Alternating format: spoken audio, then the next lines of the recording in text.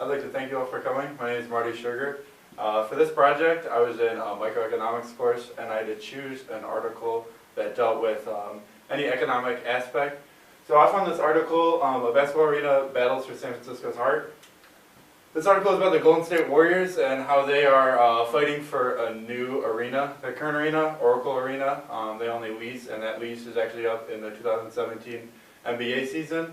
Now they're looking to build a new arena over here in San Francisco. Currently they're in Oakland. Now this isn't a problem for the Golden State Warriors because they are the Golden State Warriors. They are not tied to Oakland in any way. Now like I said, Oracle Arena, there's no problem with it.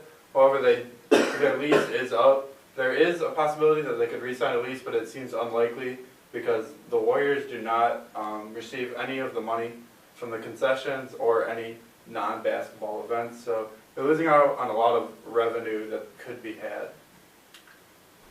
Now, summary, according to Jeff Sheehy, the board member of Stem Cell Funding, he says that San Francisco has always been that other city with a different set of values. What he means is that San Francisco, it's a good sports town, but it's not diehard. Like, for example, if Cleveland were to get a new arena, everyone would be all for it. San Francisco has different values. They're actually nicknamed right there, as you can tell, Biotech Bay. They have a lot of biotech companies located there. And there's a big cry that this is the last underdeveloped area in San Francisco and it deserves to be used for biotechnology as opposed to basketball.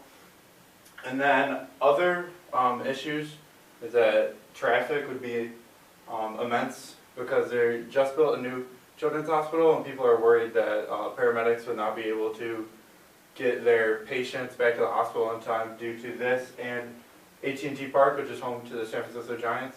So that's a big issue.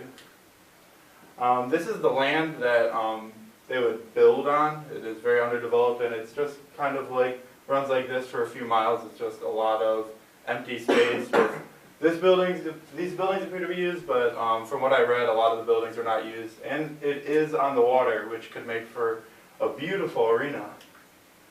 Now right there is a shot of what they want it to look like. Like I said, it's right on the water, so it will look amazing if it ever goes up. It says the site is now vacant, what could go wrong? And the team says it will cost taxpayers nothing. That's another thing.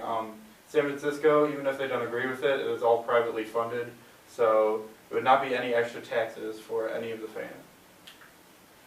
Now revenue. This is the main aspect for the economics of this arena. With the new arena comes the NBA wanting to hold more events there. It would be more than likely that within 5 to 10 years of the arena opening, they would get an NBA All-Star Weekend out there, which would just be tons of revenue for the Warriors. You'd obviously increase jobs with a new arena. You'd have to fill that up with arena operations members, everyday employees. And then the nightlife of San Francisco would definitely get a big hit for the economy because you have more people down there, 41 games a season. Now, I did some research and it actually has been approved. It was taken to court by a biotech company and it has been approved for the Chase Center for the 2019-2020 NBA season. For ease of access, there will be subway trains that will run from there to University of California, San Francisco. So that will kind of diminish some of the traffic if people take the subway system. And those are just some renderings of the Chase Center. It looks amazing, and I can't wait to see what it looks like. Thank you all for coming.